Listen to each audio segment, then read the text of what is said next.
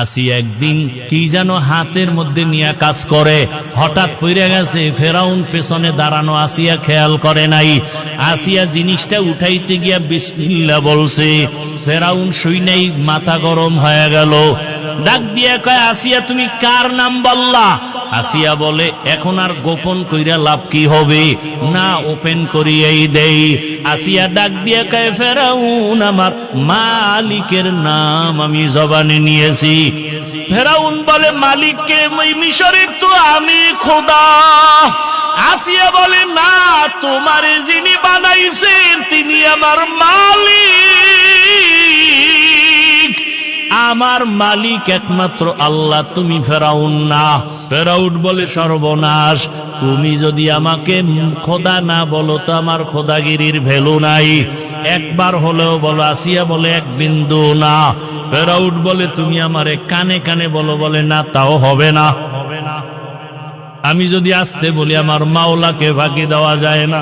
মিশরের মানুষ তোমারে ফাঁকি দিতে পারে, আমার মালিকরে ফাঁকি দেওয়া অসম্ভব।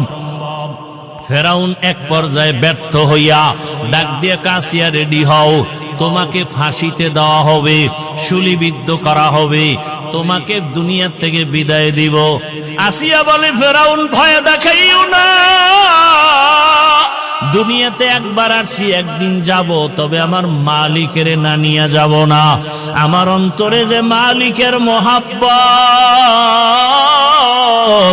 আমার এখন টাকার মহব্বত নাই, ক্ষমতার মহব্বত নাই। আমার পরিচয় আমার মালিক, আমার অন্তরে আমার আল্লাহকে জায়গা দিয়েছি। এখন আমার মরিয়া গেল আমার শান্তি, বেঁচে থাকলেও আমার সার্থকতা, আমার কোনো টেনশন নাই।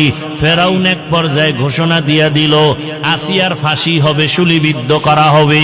হাজার হাজার মানুষ রেডি হয়ে গেল দেখার জন্য। যখন আসিয়াকে শুলিবিদ্ধ করার জন্য মাঠে নেওয়া হয়, হঠাৎ করে আসিয়া কান্না শুরু করলেন। ও দয়ার মালিক, আমি ফেরাউনের কোনো ক্ষতি করি নাই, শুধু আমি তোমাকে আল্লাহ বলে স্বীকার করেছি, তোমারে সেজদা দিয়েছি, আর কিছুই না। আজ আমার ফাঁসি দেওয়া হয়, তুমি আমাকে ধৈর্য ধারণ করার তৌফিক দাও।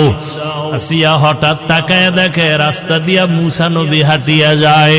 ডাক দিয়া কয়, নবী মুসা, জানেননি আমি আসিয়ার কি হালাত? কয়, জানি, তোমার এখন ফাঁসি হয়ে যাবে। মুসা নবীকে আসিয়া বলে, নবী, আপনি একটু জানতে চাই, দোয়া করবেন, আর এই মুহূর্তে